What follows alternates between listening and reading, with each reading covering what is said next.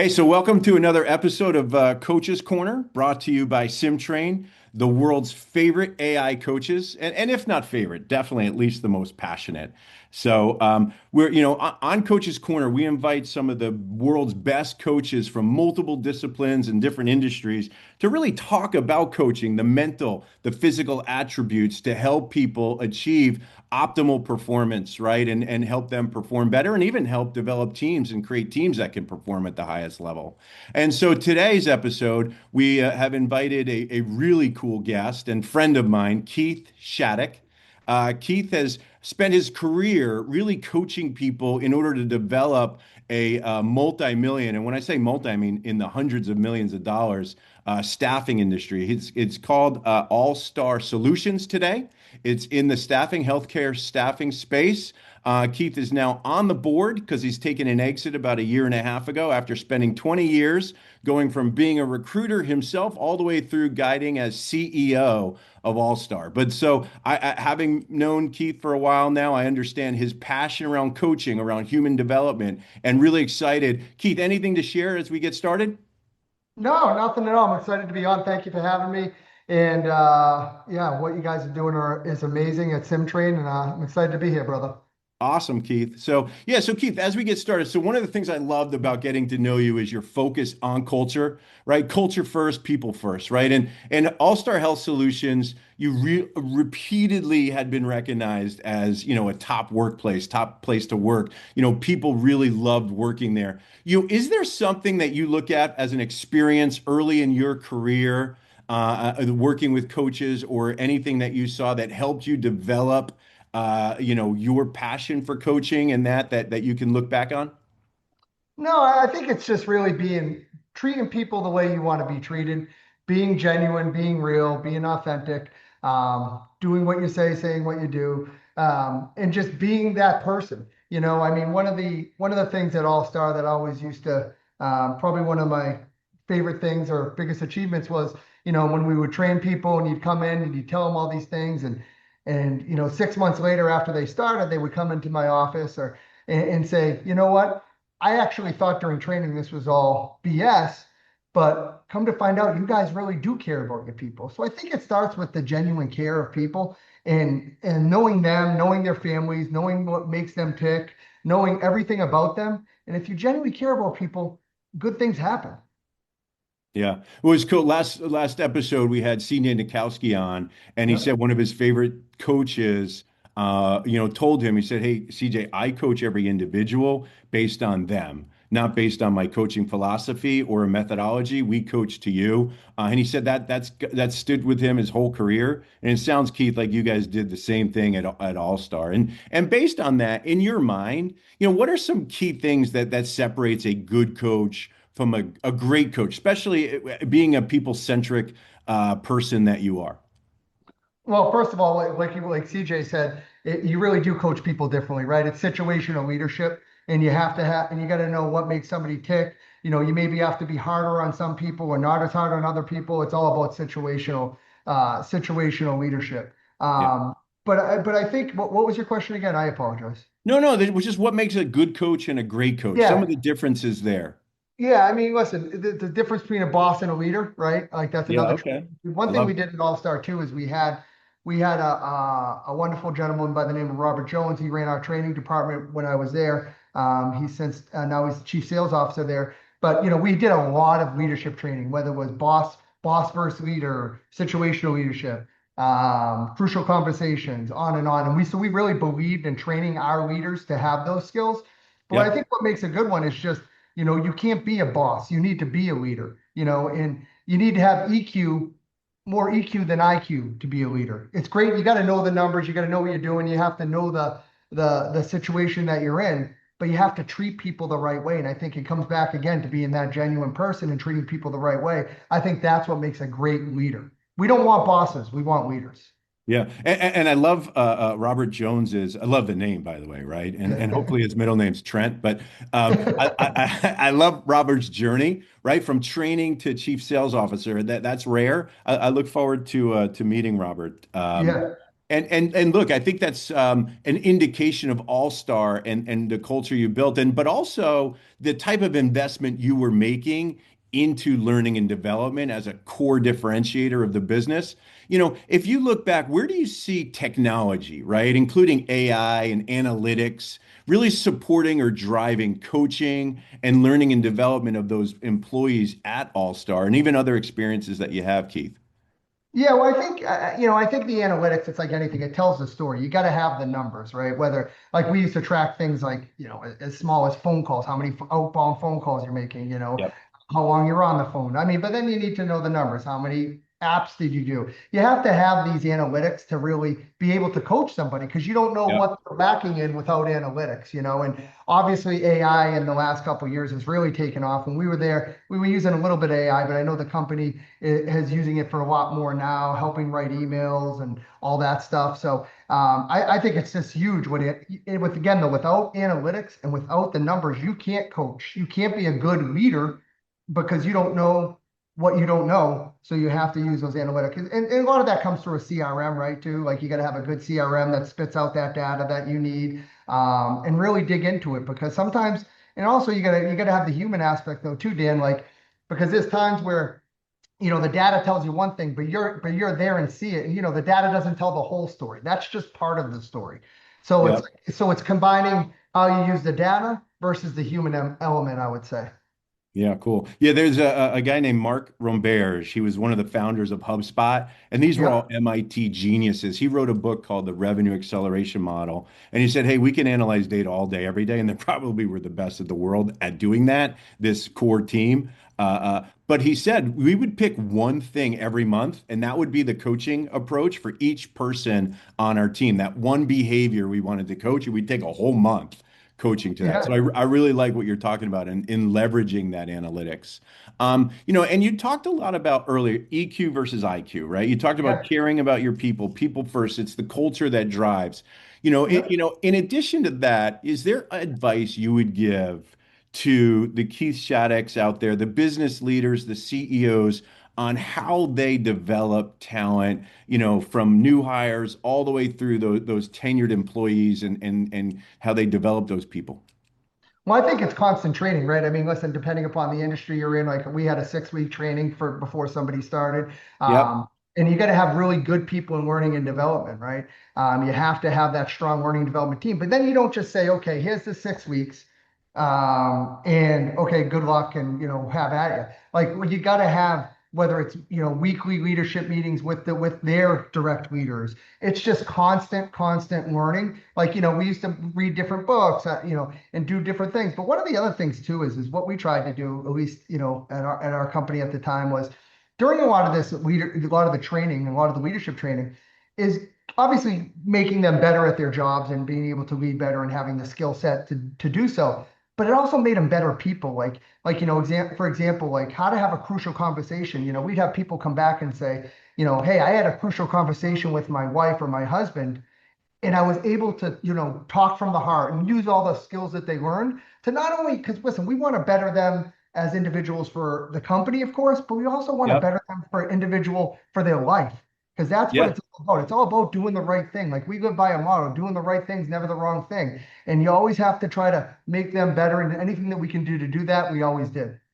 That's awesome. Yeah, if you want to make me a better employee, help make me a better person, right? And so I love that. So Keith, you and I got connected from a good close friend of mine named Jim Fortescue, and he was actually on a couple of prior episodes of Coach's Corner, right? Sorry And, about and that. Sorry yeah, about yeah, that. yeah, yeah. Well, hey, Yeah. but I told you 30 minutes is the episode. He was going 40, so we had to cut him off and invite him back for a second. Shocking.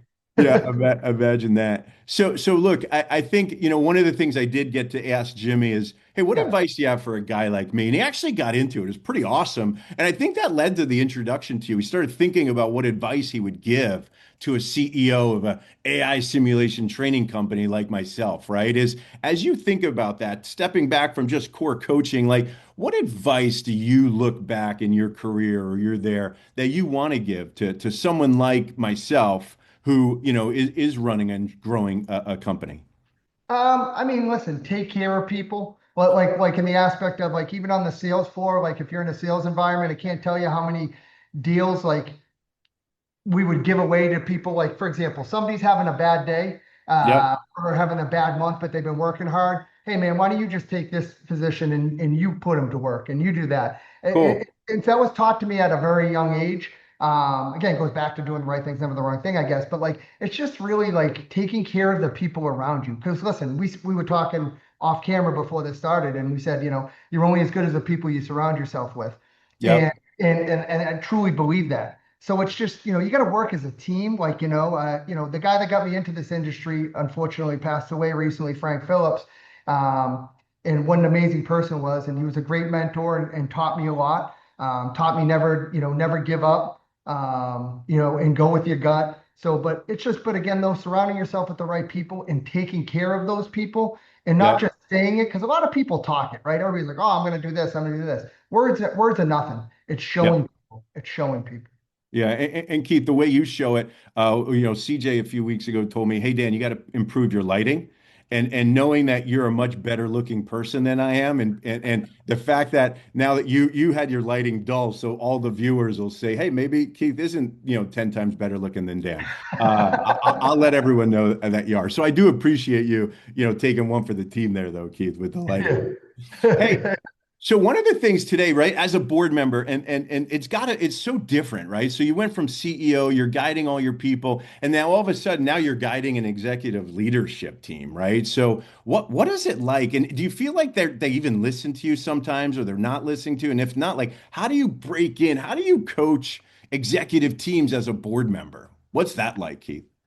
Well, that's a loaded question. But I will say, I mean, listen, we have quarterly board meetings. I'll be honest, it was, again, open and transparent about everything. And, it was hard at the beginning because it was our baby, right? It was me and my brother's company. We started it Yep. from scratch. We had a gentleman named Matt Young join us, and it was our company. And so when we sold, it's like you see things happening and you want to fix things and you have to just but you have to let people be like they may not. I've had to come to the realization, Dan, that they may not do things exactly how I would do them, but Yeah. it's how they're going to do them and I have to be okay with it. So I mean, I'm always like, they know I'm a phone call away, they do call on occasions and ask me advice or ask me how I'd handle a situation.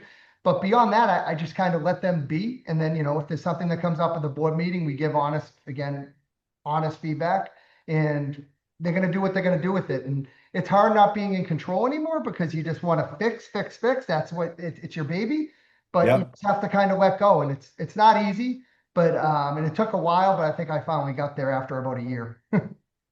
Yeah, that's awesome. Yeah, it's kind of funny. So one of the things I'm going through, we recently lost a really strong contributor to the team, and by losing them, we realized, hey, there's some gaps in our game, right, that they filled in, and it's making SymTrain better, right? It's Yeah, weird, right? So we lost this great resource, but as a company, we're now getting better because we're now working hard to fill in some gaps and some voids that yeah, they just took care of. So I love that, and not put immersing myself into being the superhero to yeah, solve for that is not yeah, always easy, by the way. Um, yeah. hey, talking of which, over the course of your journey, 20 years at All Star Healthcare Solutions, healthcare staffing, which, by the way, amazing journey for our listeners. If you don't mind just sharing a little bit about that journey, from you being a recruiter there, becoming the company that you and your brother not only founded, but I think we'd get a lot of just listening for a sentence or two or three just about your journey there and what that was like building that place from where it started. And don't be too humble to actually where you took your exit. Yeah, I mean, that's a long story, but but I will try to be as brief as possible, unlike Jimmy. No, I mean, listen, I got in the industry in 2000. I worked at the largest one out there, and I started the surgery division for him. We grew that, and then my brother saw his, as he calls it, his idiot younger brother making good money, and so he started doing a perm company, and then I ended up leaving there, and we started that, and from 2005 to 2010, we just did permanent staffing and we Yep. probably had like 15 people. But then in 2010, we brought in this guy Matt Young, and we decided to do locum tenens. And I think it was 2011, if my memory serves me correctly.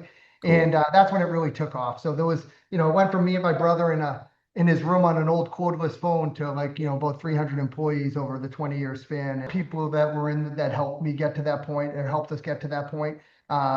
There's so many good people that help you along the way to get to that, and it's fun. Like that's the thing. When you're building something, Dan, you know this, you're doing it right now. When you're Yeah. coming to thing, you surround yourself with these wonderful people and everybody's in it together. There's a lot of passion. There's a lot of, just relationships that are built. You get to know a lot of people, their families. It was just a really, really fun journey. And I'm extremely grateful and fortunate and lucky that I was on that journey and now trying to figure out what that next journey is, Dan. Yeah, and Keith, it's funny. I tell my family members, extended family members, right, which does include friends too, and people who listen. Really, I Yeah. call them family, because most everyone doesn't. But I said I no longer can be an organ donor, right?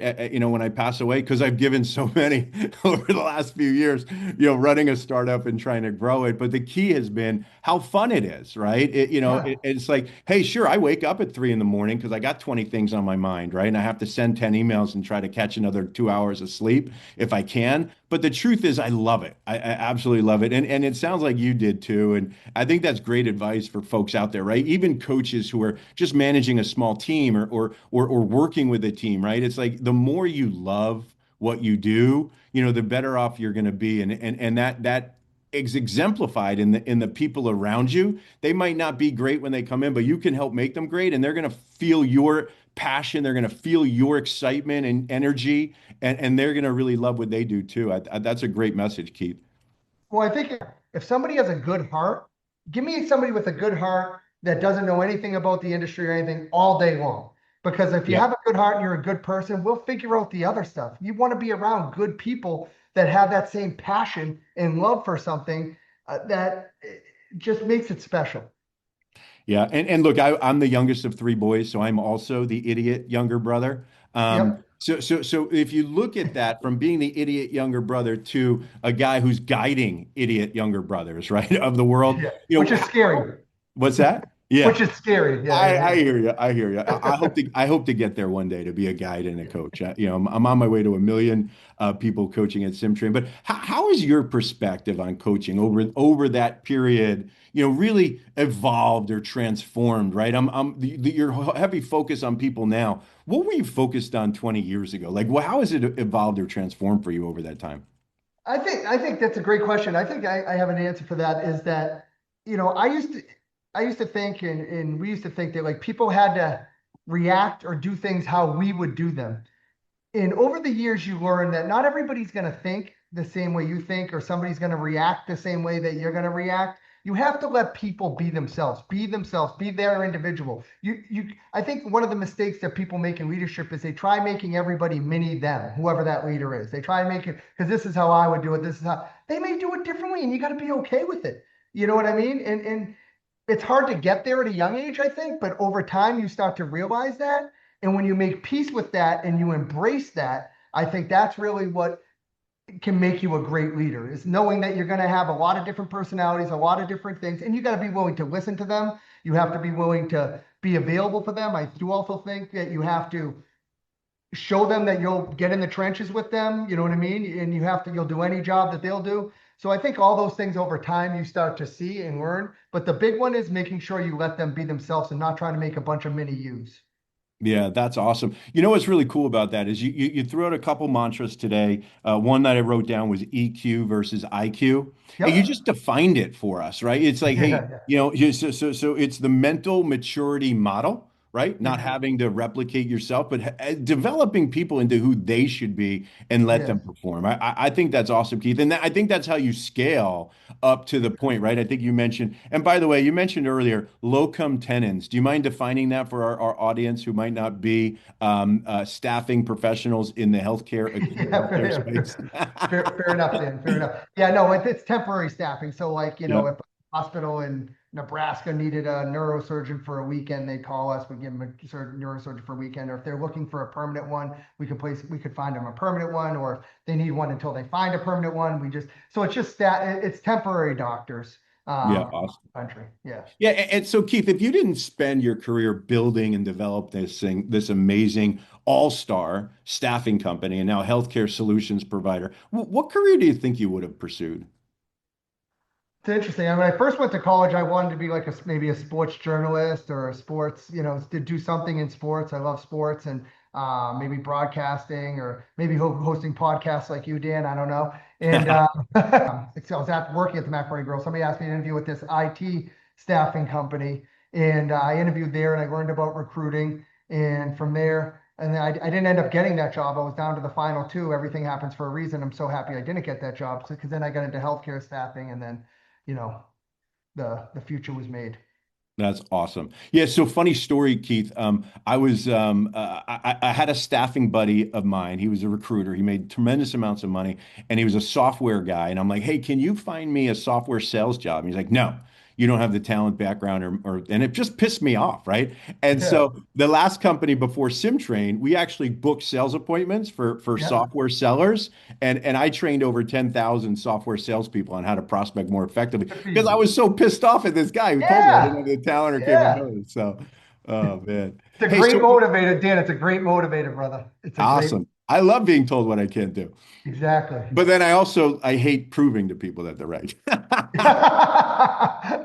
Dan, Uh, let people underestimate your whole life. You know what I mean? Like just let them underestimate you, and you prove them wrong.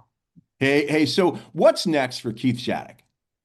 That's another great question, Dan. You got a lot of them today. I'm trying to Thank figure you. that. I'm joining. I'm in the process of starting this new family office, PLH, with Jimmy, who we talked about, is going to be in that Yeah. family office, and kind of creating. We're trying to find a group of guys, and we have a lot of them. A group of guys that are just really just great individuals. And I was very fortunate to get into this group of guys that just are always doing the right thing. Really into a lot of, we used to always say too, what's the use of making if you can't give back, right? Giving to charity, giving your time to charity, giving, if you can afford to give some money to charity. Just really trying to figure out what the next steps is with those guys. And we're looking at a lot of different businesses and looking at different options, but again, it's being around the right people, not just smart people, but people with high EQ that are just have good hearts. And I feel like the rest takes care of itself. I don't know where this journey is going to take me, but I know I'm around the right people. All right, cool. So Keith, that's an insane ecosystem, by the way, right? That you've got yourself involved in, right? So peace, love, happiness. Is that right?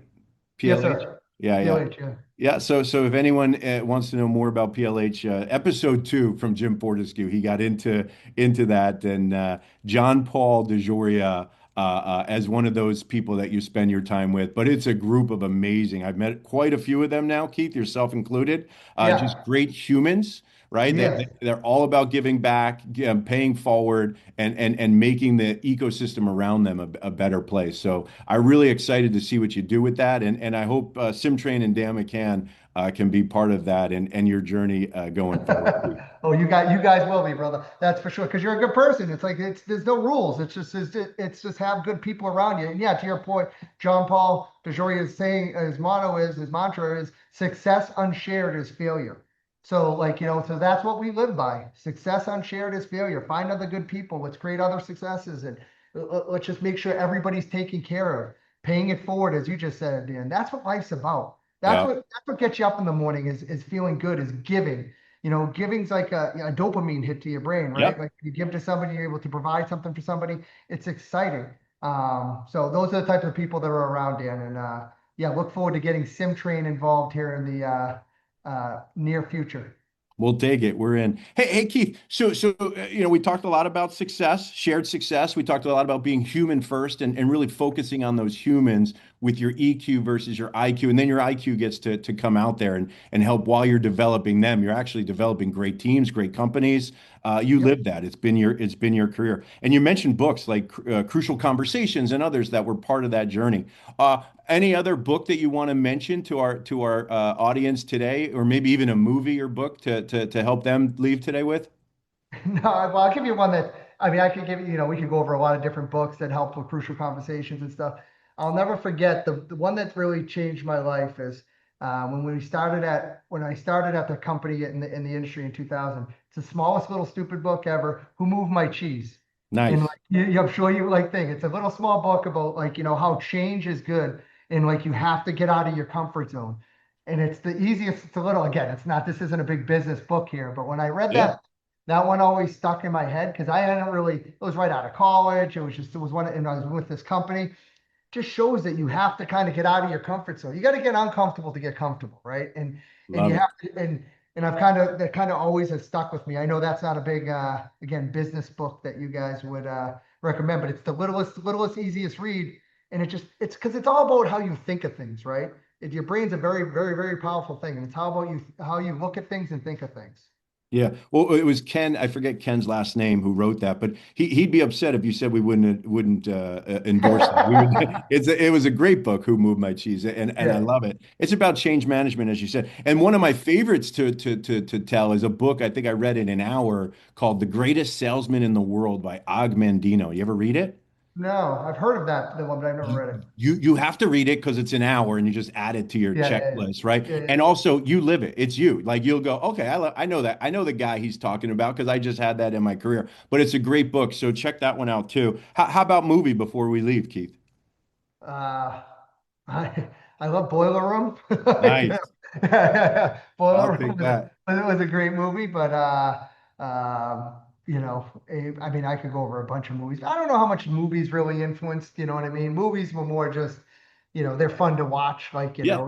even Wolf of Wall Street's fun to Oh, watch. I was gonna say Wolf of Yeah, Wall Street to yeah. trump that. Yep. We may or may not have back in the day been accused of being a little Wolf of Wall Street-ish, but no, we were never that bad, obviously. Yeah.